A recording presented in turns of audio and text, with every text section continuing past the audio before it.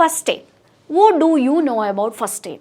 As I taught, the term itself, it indicates first aid, that is a primary care. We are providing a primary care in case of any emergency situation and even in any simple or small injury or wound. That is what we call as first aid. A lay person can give first aid, and even a specialized nurse, doctor, any person can give first aid in any situation or in any emergency situation if they have an idea related to first aid. So we can just look on what is first aid, its definition and a detailed idea regarding this topic.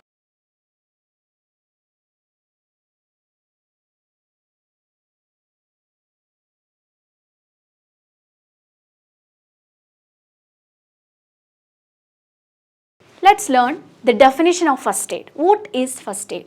First aid is the provision of immediate care to a victim with an injury or illness, usually affected by a lay person and performed within a limited skill range. So that is what is the definition of the first aid. First aid, here we are providing immediate care to a victim with an injury or illness. That care is provided exactly where the injury had occurred or at the location of the injury. It could be given by a nurse, doctor or even by a lay person if he or she have a detailed idea regarding this first aid. Next, regarding the objectives of first aid or the guiding principle. The key principles and purpose of first aid include to prevent further injury, in order to prevent further injury for the person. Then to preserve the life, promote easy recovery, to help to ensure safe transportation to the nearest healthcare facilities, immediate transport to the nearest healthcare facility.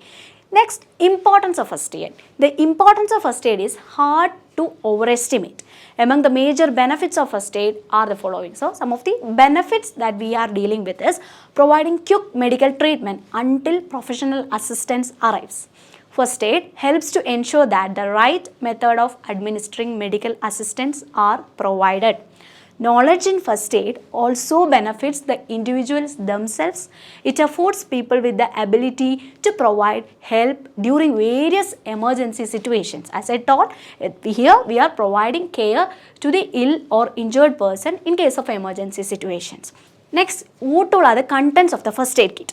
The first aid kit include bandages, a gauze roll and pad, instant cold pack, elastic bandages, emergency blanket, a thermometer, then adhesive tape as well as some safety pins, then triangular bandages will be present, antiseptic wipes or solutions and first aid manual that should be present in the first aid kit. Also gloves, scissors and as well as tweezers and emergency contact information, that is must, and medical information for family members. These are the things that are needed to be included in a first aid kit. Next, let's move on to some of the conditions or emergency situations where we have to provide or first aid is in need of. Let's move on. First one is shock. Shock is a life-threatening medical condition as a result of insufficient blood flow throughout the body. Usually or normally, shock occurs due to insufficient blood flow or blood supply throughout the body. Shock often accompanies severe injury or illness. What causes shock to occur? What is the major reason behind it? Anything that affects the flow of blood through your body can cause your shock. As I told earlier, shock is due to decreased blood supply. Some causes of shock include severe allergic reaction, significant blood loss, heart failure, blood infections, dehydration and poisoning. These are some of the causes. The other causes that include burns, sepsis. These are some of the causes. Next is the signs and symptoms. What all are the clinical features? Unusual behavior. Example, that very calm, sometimes anxious. Then lack of pain to injury. Then rapid breathing, rapid but weak pulse, bluish skin, that is what we call as cyanosis. Then unconsciousness. Some people may go to unconsciousness. Next, we will move to the management. Assist the person to lie on their side to improve circulation. Treat any injuries, help them take any medications for an illness. The second one, that is burns. What is actually a burn? Burn is damage to the skin or underlying tissue that may be caused by heat. There are three levels of severity of burns. First, superficial, second, partial thickness, and third, full thickness burns. Next, what are the causes? There are 5 main causes of burns. First one, either due to electricity. The other thing may be due to radiation from the sun. Then thermal heat, that is something hot when coming to contact. Then chemical, friction, and these are the causes. Coming to the prevention, how we can prevent burns, use safety rules. Use safety equipments when we are working or using chemicals. Hire professionals for work dealing with electricity. Keep hot objects away from the children. These are the precautions that we can take in order to prevent or get rid of burns. Next, management measures. For first and second degree burns, you should cool the area immediately with gently running cold water. You should place it in the cold water, running water, for about 10 to 15 minutes, or it has cooled off. Do not check any blisters, as this will make. We should not break the blisters. It will worsen the condition. Then for third degree burns, do not put anything on the burn. Seek medical help immediately and treat for the shock. Third degree is extremely life-threatening even when small part is affected. That is a dangerous situation, third degree. If there is clothing on the burn or burnt area, do not remove it, as this may also remove the skin along with it. There is a very high risk of infection from this kind of burn, that is from third degree burns. The third one that we are dealing with in the first aid condition, that is a snake bite. A physical puncturing wound that may be caused by the fangs of a non-venomous or venous snake, leading to a bunch of symptoms like pain, vomiting, paralysis, sometimes death. That qualifies a snake bite. Some of the symptoms. What all are the symptoms or signs that are included in the snake bite? Let's look. 2 fang marks like a punctured thing. Then bleeding from the wound. Localized inflammation at that area. Burning and redness around the site. There may be change in color too, and patient may experience diarrhea, fever, breathing difficulty. Next is snake bites treatment and its first aid. First, note the snake appearance. Identify the snake. Be ready to describe the snake to emergency staff while waiting for the medical help. Move the person beyond the striking distance of the snake. That is the third thing we have to do. Have the person lie down with wound below the heart. Wound should be just below the heart, not above the heart. Then keep the person calm and rest, remaining as still as possible to keep venom from spreading. Then cover the wound with loose sterile bandage. Loose sterile bandage should be used. We should not cover it tightly. Then remove any jewelry from the area where it was bitten. After that, also we should take care that we should remove the shoes from the leg if it has bitten in the leg. Some of the do's and don'ts, that is, don'ts include cut a bite wound. We should never cut a bite wound. Then attempt to stick out venom. We should never do it. Never apply tourniquet or ice or water on the site. Give the person alcohol. That is also contraindicated. Caffeine drinks. It should not be given to those persons who had got a snake bite. The last or the fourth one, that include poisoning. What do you mean by a poison or poisoning? A poisonous substance which enters the body and can cause illness or death. If we are ingesting a poisonous substance, it causes illness or even death. It may act within a matter of seconds. Example, poisons like carbon monoxide, or a matter of years. For example, car pollution. So that is how poison or poisoning occurs. There are 4 basic ways in which poison can enter into our body. Either by swallowing, either by breathing, or injecting or absorbing it. So any of these methods can be life-threatening. Many times, children are the innocent casualties of this poisoning. Next, what are the typical symptoms or signs of poisoning? First one, swollen mouth or throat. Next, vomiting or diarrhea may be present. Difficulty breathing and irregular heartbeat. That is the most dangerous thing. Then pale gums, the patient will be having pale gums, abdomen will be swollen abdomen, they will be having muscle tremors, sometimes they shows hyperactivity, weakness, they may experience confusion, restlessness or pacing. And also you can notice that there may be bleeding from any orifice at the site.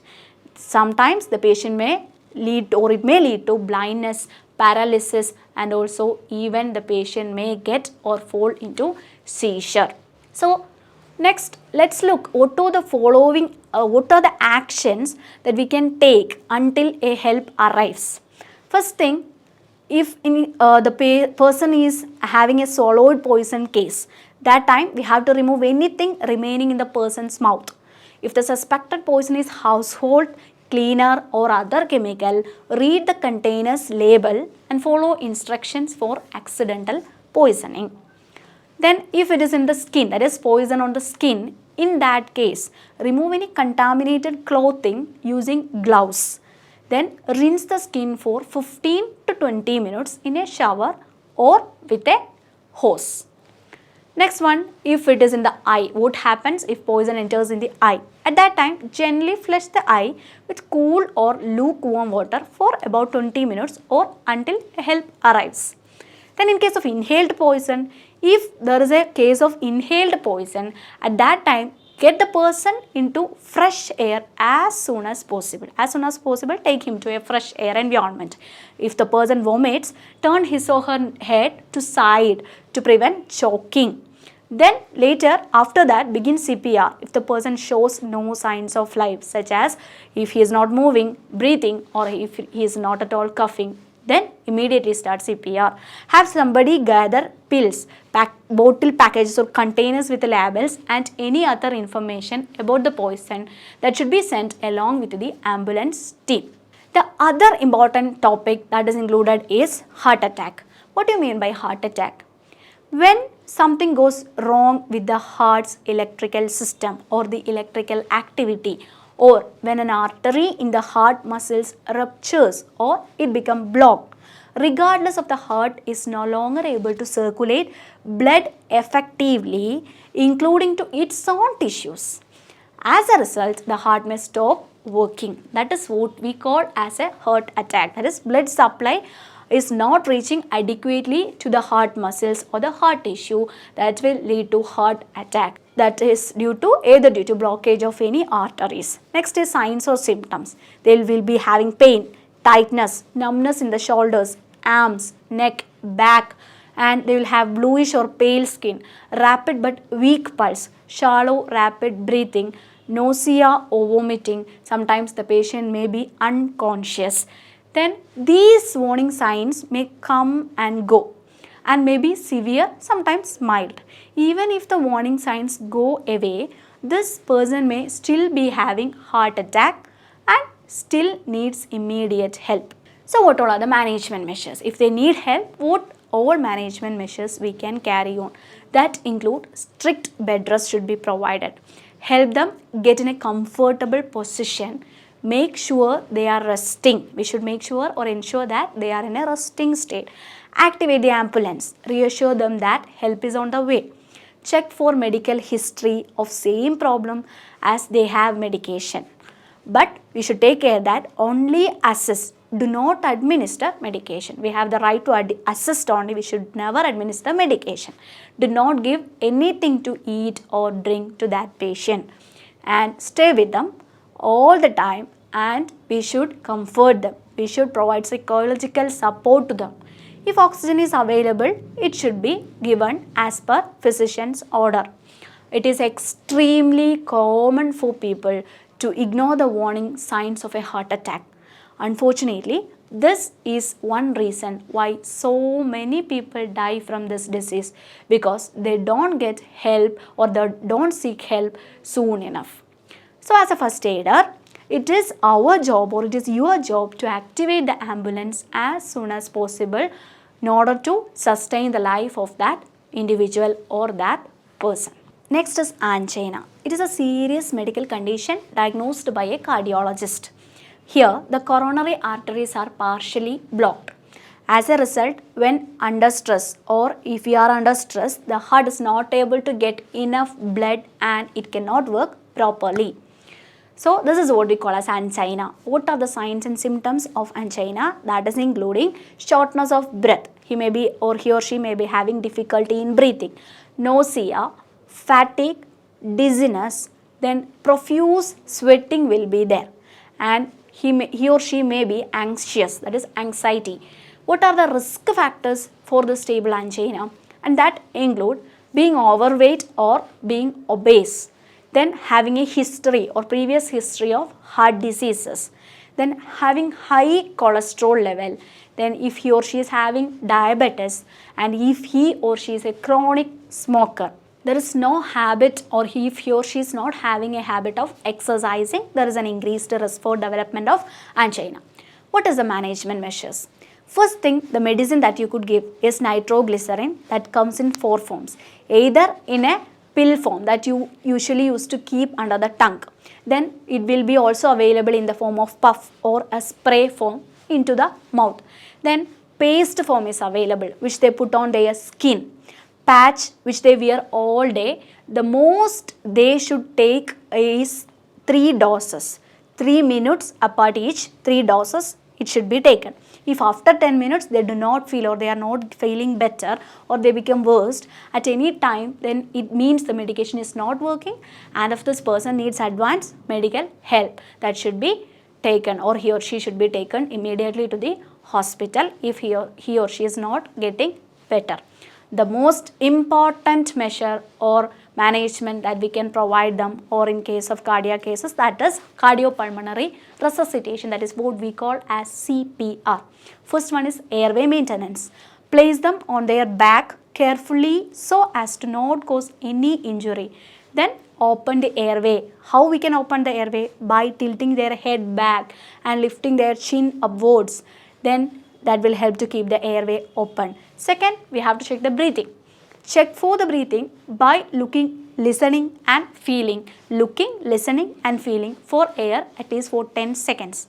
If they are breathing, then monitor and put them in the recovery position until the paramedic or other helpers arrive. If they are not breathing, give them 2 breaths.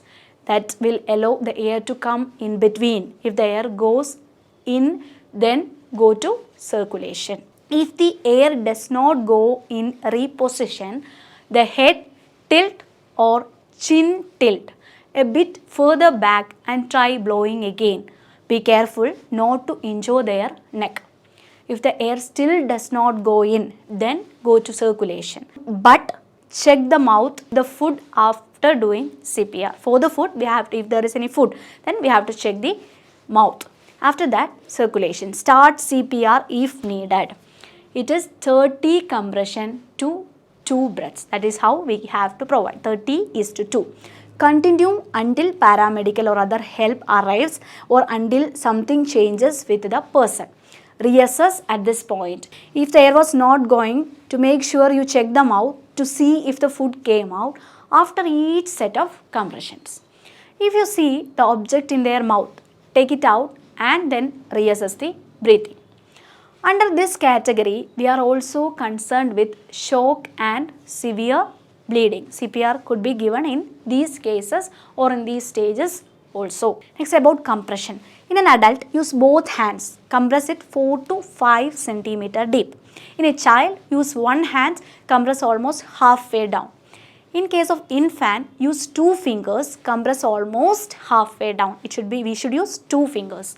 Then fast and smooth, that compression should be fast and smooth. Do not stop unless something change or there is any, if you notice any change, you can stop it. Then sometimes there is a chance for breakage of the rib. So keep going. If they vomit, roll them into their side. Then clean their mouth, and after that you should continue this compression. Standard CPR include 1 operator. 30 compression is to 2 breath. 1 operated CPR unfortunately results in lengthy interruptions to blood flow when breaths are applied. Average time to apply, that is for 2 breaths, 1 operator, is over 15 seconds. Science now shows compression only CPR. that is more effective than standard CPR in initial stages of the witnessed sudden cardiac arrest of adults. Next, coming to the two receiver cases. Two receiver CPR. In that cases, in a situation where there are two trained first aiders and they work together, one receiver can perform the compression while the other receiver gives the breath. One performs the compression, at that time the other one gives the breath. All the steps are the same, nothing changes. This is a bit more sufficient and less tiring for the receiver. If the receiver doing the compression becomes tired, they can switch positions. Then optimal CPR, that is including two operators, that include with operators breaths should take approximately 5 seconds. This allows for minimal interruption to the compressions. Allow specialized resuscitation equipments to be used like pocket masks. So we dealt with first aid, what all are the conditions that is coming under first aid and what all are the management measures for this conditions. So far we learned about detailedly about this topic, as first aid is an important topic in medical field and even in nursing field. Here in this video, I discuss detailedly regarding the first aid and its management measures and some of the conditions and what all are the articles or equipments that is needed while providing a first aid.